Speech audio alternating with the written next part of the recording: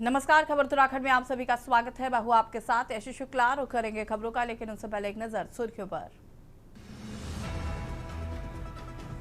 रुद्रपुर में पकड़ी गई नकली एनसीईआरटी किताबों का मामला राजस्थान से जुड़ा। कुछ किताबें भरतपुर के गोदाम में भी रखी गई। एसआईटी करेगी जांच। चार धाम के दर्शन के लिए आने वाले तीर्थ यात्रियों के लिए 13 भाषाओं में गाइडलाइन जारी। 19 अप्रैल से चार धाम यात्रा का होगा आगाज। दून से दिल्ली जाने वाली बसों का किराया 25% तक घटा। उत्तराखंड परिवहन निगम ने करीब 16 बसों का संचालन वाया एक्सप्रेस वे शुरू किया। 1 मई से शुरू होगी आदि कैलाश यात्रा। उसी दिन से बनेंगे इनर लाइन परमिट। रुद्रपुर में ऑनलाइन बिरयानी ऑर्डर पर बवाल। हिंदू नाम की दुकान से मुस्लिम व्यापारी की डिलीवरी पर हंगामा। नैनीताल के भीमताल में मिनी ट्रक में गाय ले जाने को लेकर बवाल। पुलिस ने 3 युवकों को हिरासत में लिया। आप देख रहे हैं के न्यूज, खबरों का सारथी। मंगलौर में स्वच्छ भारत मिशन की तैयारियों पर सवाल खड़े हो गए, खासकर आगामी चारधाम यात्रा को लेकर। चारधाम यात्रा का आगाज 19 अप्रैल को गंगोत्री यमुनोत्री धाम के कपाट खुलने के साथ होगा, जबकि 22 अप्रैल को केदारनाथ और 23 अप्रैल को बद्रीनाथ धाम के कपाट खुलने के बाद यात्रा पूरी तरह संचालित हो जाएगी। प्रशासन द्वारा यात्रा को सुगम और सुरक्षित बनाने में बड़े बड़े दावे किए जा रहे हैं, लेकिन जमीनी हकीकत कुछ और ही बयां कर रही है।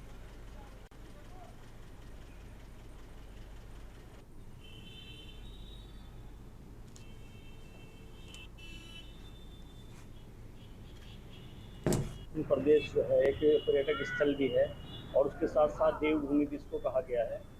तो गर्मियों का सीज़न आ गया है। उत्तराखंड जो का मंगलौर कस्बा जो है प्रवेश द्वार है और ऐसे में जो रोडवेज़ की हालत है वो बद से बदतर है। हम अभी देख सकते हैं कि पीछे हमारे शौचालय बना हुआ है, लेकिन उस पर ताले जड़े हुए हैं।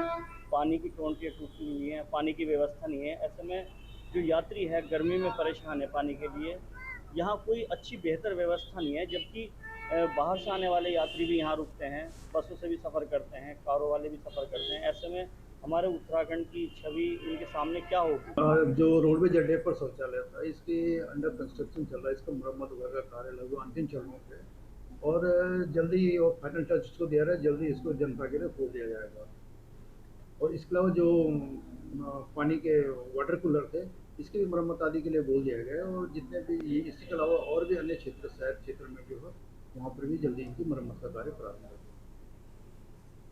खबर खटीमा से, जहां मुख्यमंत्री पुष्कर सिंह धामी के गृह क्षेत्र खटीमा में सीबीएसई हाई स्कूल परीक्षा परिणाम घोषित होने के बाद सिटी कॉन्वेंट स्कूल में मेधावी छात्र छात्राओं को सम्मानित किया गया। और इस अवसर पर विद्यालय परिसर में एक भव्य सम्मान समारोह का आयोजन किया गया, जिसमें टॉपर विद्यार्थियों के साथ साथ उनके अभिभावकों को भी सम्मानित कर उनका उत्साहवर्धन किया गया है। कार्यक्रम के दौरान विद्यालय प्रबंधन ने उत्कृष्ट प्रदर्शन करने वाले छात्रों को मेडल, प्रशस्ति पत्र और स्मृति चिन्ह प्रदान किए। और इस मौके पर छात्रों की मेहनत और उपलब्धियों की सराहना करते हुए स्कूल प्रशासन ने कहा कि सफलता विद्यार्थियों के कठिन परिश्रम, शिक्षकों के मार्गदर्शन और अभिभावकों के सहयोग का संयुक्त परिणाम है।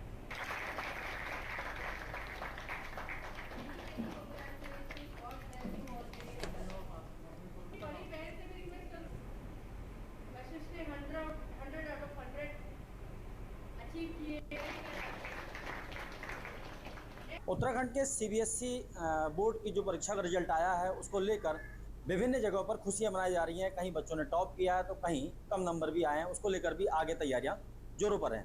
मेरे साथ मौजूद हैं यहाँ इस स्कूल की टॉपर सिटी कॉन्वेंट की कशिश चंद। इससे बात करेंगे क्या कुछ कहना चाहती हैं, इन्हें टॉप किया है। कशिश, क्या नाम है आपका? मेरा नाम कशिश चंद है। वैसे मैंने तो बता ही दिया था। कशिश चंद, क्या कुछ बनना चाहती हैं आगे? I want to become an army officer. Very good.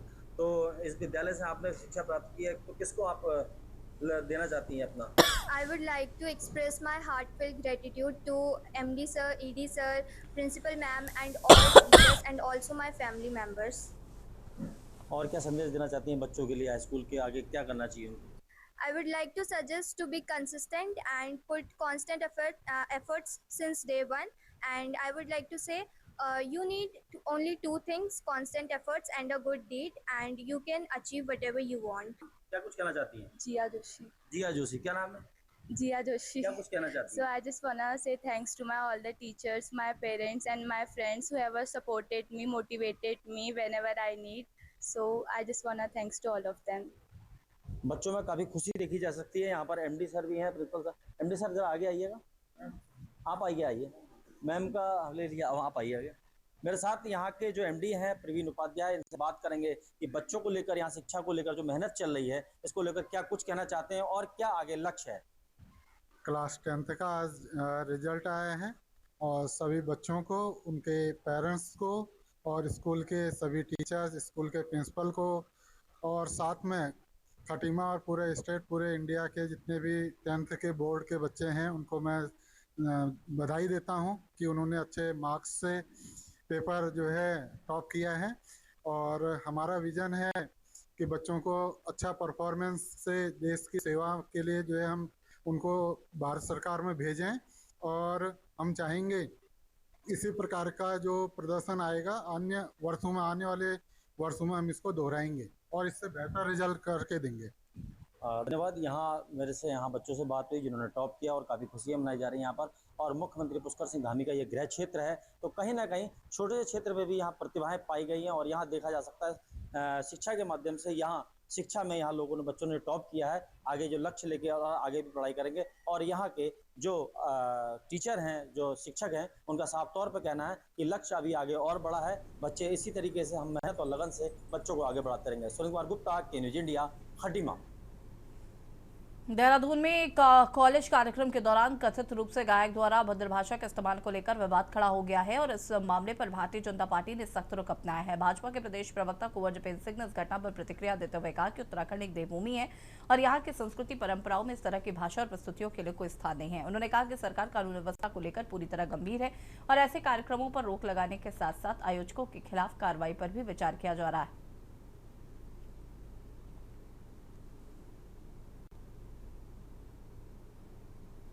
कानून व्यवस्था को लेकर सरकार पूरी तरह से सख्त है और उत्तराखंड देवभूमि की जो हमारी परंपरा है, इस परंपरा में इस तरह के गायक और इस तरह के गायन की कोई भी जगह नहीं है। ये भी हम सब लोगों को समझ लेना चाहिए और सरकार इस पे गंभीरता से विचार कर रही है कि इस तरह के कार्यक्रमों और इस तरह की भाषा शैली का उपयोग करने वालों पर भी रोक लगे और उन्हें न्योता देने वालों पर भी रोक लगे। और अगर कुछ लोग अपने आप को कानून से बड़ा समझते हैं, सरकार से बड़ा समझते हैं, तो उन्हें ये समझ जाना चाहिए कि उत्तराखंड उत्तर प्रदेश का छोटा भाई है। जिस तरह से वहां योगी जी ने अच्छे अच्छे माफियाओं का वर्चस्व खत्म कर दिया। देहरादून में उत्तराखंड विधानसभा अध्यक्ष ऋतु खंडूरी भूषण ने केंद्र सरकार के नारी शक्ति बंधन अधिनियम की सराहना की है। उन्होंने इसे महिला सशक्तिकरण की दिशा में एक ऐतिहासिक और निर्णायक कदम बताया है। मीडिया से बातचीत के दौरान उन्होंने कहा कि अधिनियम महिलाओं को केवल आरक्षण ही नहीं देता बल्कि देश की नीति निर्धारण प्रक्रिया में उनकी सक्रिय और निर्णायक भागीदारी सुनिश्चित करता है। ऋतु खंडूरी भूषण ने कहा कि इस विधेयक को पूर्व में संसद के दोनों सदनों से पारित कर राष्ट्रपति की मंजूरी मिल चुकी है और अब इसे पुनः चर्चा के लिए लाया गया है।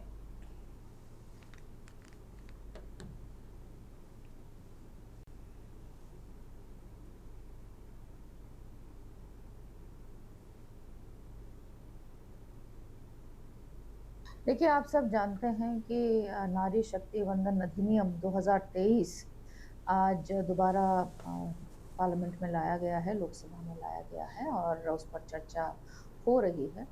19 सितंबर 2023 को लोकसभा ने इसे पारित किया था और 21 सितंबर 2023 को राज्यसभा में ये पास हुआ था और उसके बाद 23 सितंबर 2023 को हमारी आदरणीय राष्ट्रपति जी ने इसको मंजूरी दी थी और ये विधेयक बना था, एक्ट बना था। और आज आप जानते हैं कि इस एक्ट को जो 33% हम बहनों को आरक्षण देता है, उसे ज़मीन पर लाने का जो कार्य हो रहा है आज, वो हम पूरे भारतवर्ष में खुशी का एक माहौल उसके प्रति देख रहे हैं।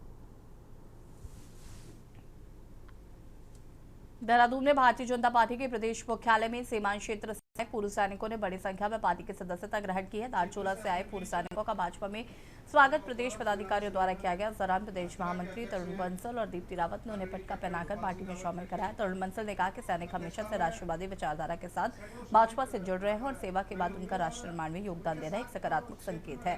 वहीं दीप्ति रावत ने कहा कि सेना की सेवा के बाद भाजपा में काम करना भी देश सेवा के समान है, क्योंकि पार्टी की विचारधारा में राष्ट्रभक्ति सर्वोपरि है। भाजपा कार्यालय में उपस्थित प्रदेश के महामंत्री आदरणीय तरुण बंसल जी, आदरणीय दीप्ति रावत भारद्वाज जी, अपने बीच 1008 महामंडलेश्वर पीठाधीश्वर आदरणीय स्वामी वीरानंद जी, अपने बीच उत्तराखंड सरकार में दायित्वधारी बड़े भाई गणेश भंडारी जी, अपने बीच कार्यालय के प्रभारी आदरणीय जगमोहन रावत जी,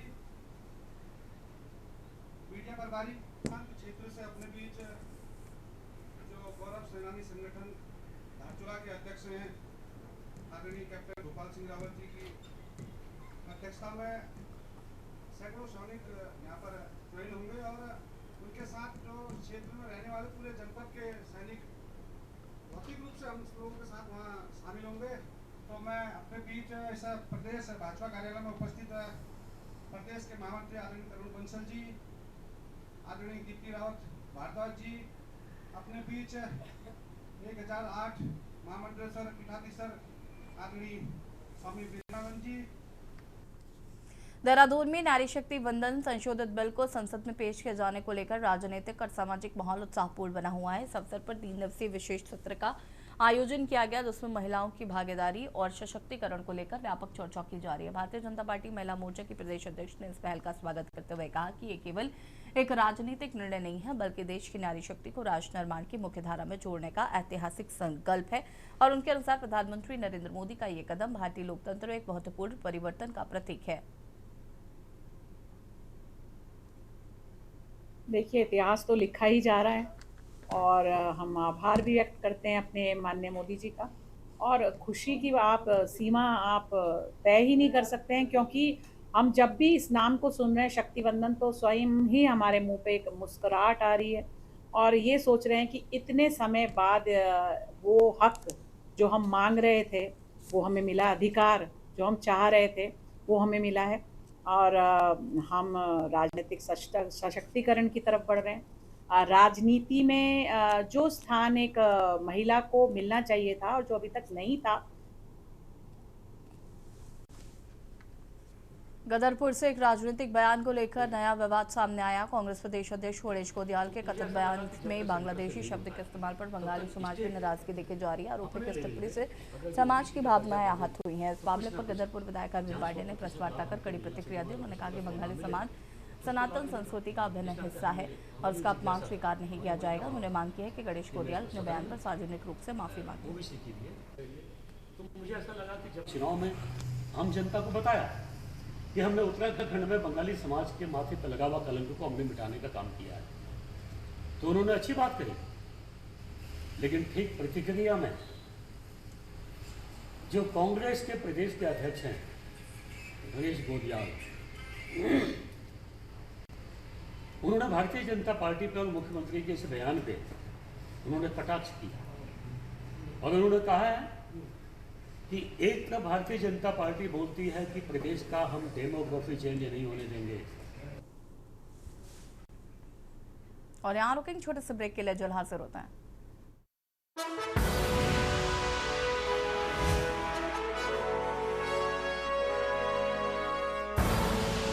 आप देख रहे हैं के न्यूज, खबरों का सारथी।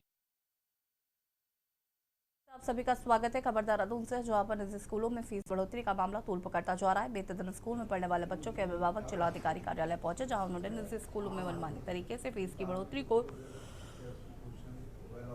लेकर एक ज्ञापन सौंपा है और जल्द ही इस पर कड़ा रुख अपनाने की विनती की है। वहीं कांग्रेस विधायक प्रीतम सिंह और कांग्रेस कार्यकर्ता अभिभावकों के साथ जिलाधिकारी के दफ्तर पहुंचे, जहां उन्होंने स्कूल प्रबंधन को नियम अनुसार फीस निर्धारित किए जाने के संबंध में जिलाधिकारी से आग्रह किया है। देखिए, मैं आज जिलाधिकारी कार्यालय गया था, जिलाधिकारी से मिलने गया। मेरे पास उन्होंने कहा प्राइवेट स्कूल्स में जो है फीस की बेहद आशा जो है वृद्धि हो रही है, जिससे का भार वहन कर सके कुछ लोग होते हैं जिन्हें फ़र्क नहीं पड़ता, लेकिन ज़्यादातर लोग ऐसे हैं जिनको फ़र्क पड़ता है। और इसीलिए मैं जिलाधिकारी के पास गया था। जिलाधिकारी ने कहा कि वैसे तो कोई इस प्रदेश के अंदर कानून नहीं है, कोई व्यवस्था नहीं है कि हम इनको सुव्यवस्थित कर सकें। हम जोर ज़बरदस्ती करेंगे तो फिर ये न्यायालय जाएंगे, न्यायालय जो है फिर जो इस प्रदेश में कानून ना होने की वजह से तदनुसार निर्णय लेगा। लेकिन मैं जिलाधिकारी को कहा कि भाई जिन स्कूलों के बारे में शिकायत है उनके जो है जो स्कूल को संचालित करने वाले लोग हैं उनको बुलाया जाए और उनको कहा जाए कि भाई इस तरह से भी इंतहा जो है बेताशा जो है फीस वृद्धि ना करे।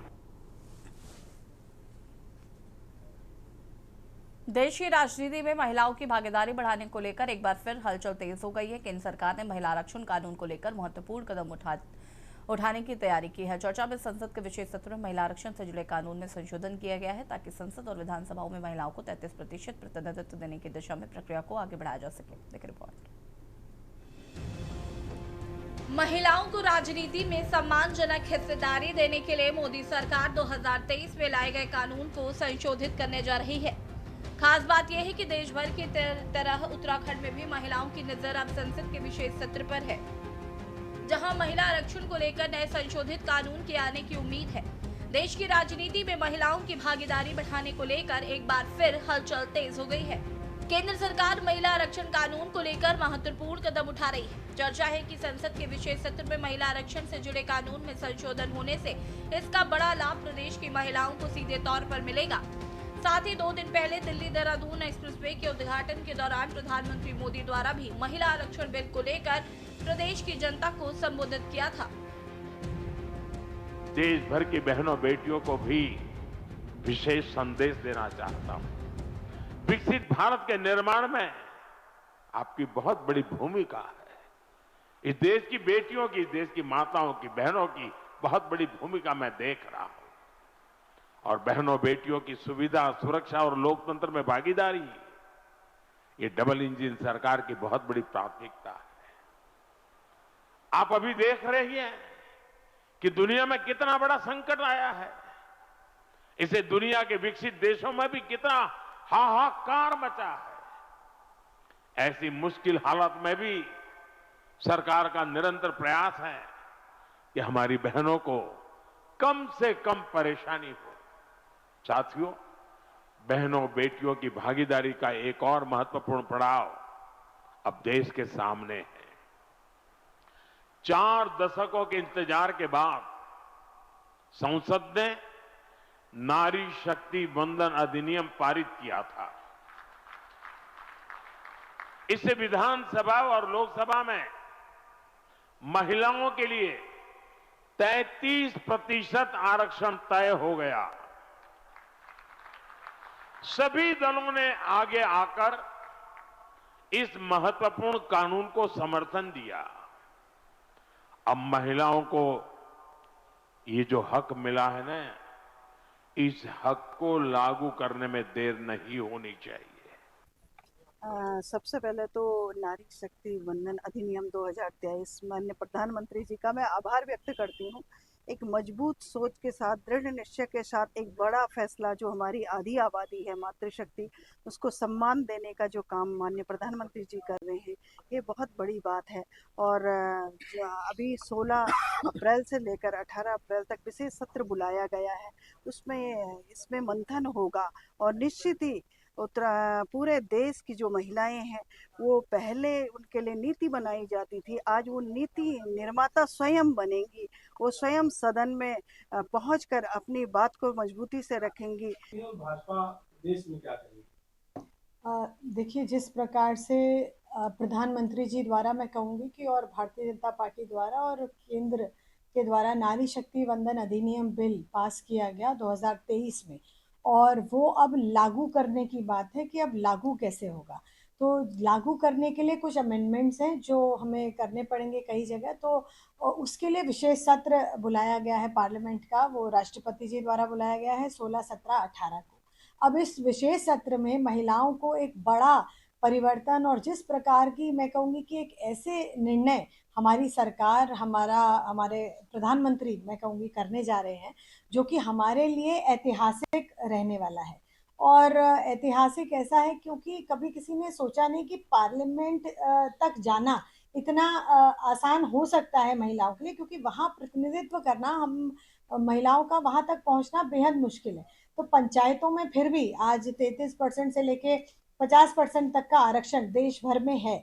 तो उस पंचायत के आरक्षण के बाद पंचायत से लेकर अब पार्लियामेंट तक अपना नीति निर्धारण स्वयं महिलाएं कर सकेंगी। नारी शक्ति, बिल्कुल नारी शक्ति वंदन जो अधिनियम है वो आप लेके बिल आ रहे हैं, उस पर डिस्कशन भी होना चाहिए। स्वागत योग्य तब होगा जबकि आपने जब लोकसभा चुनाव से पहले ये कहा था कि आप 33% आरक्षण देंगे, तो उसी वक्त आपको जनगणना आपने क्यों नहीं शुरू की? उसके 1 साल बाद आपको याद आ रही है नारी शक्ति वंदन। तो इसके पीछे कोई ना कोई कारण जरूर है कि सरकार इतनी जल्दबाजी कर रही है।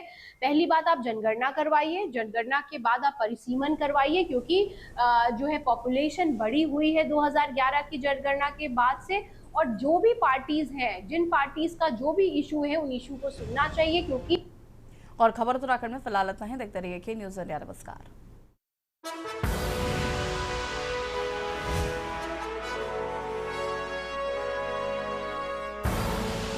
आप देख रहे हैं के न्यूज़, खबरों का सारथी।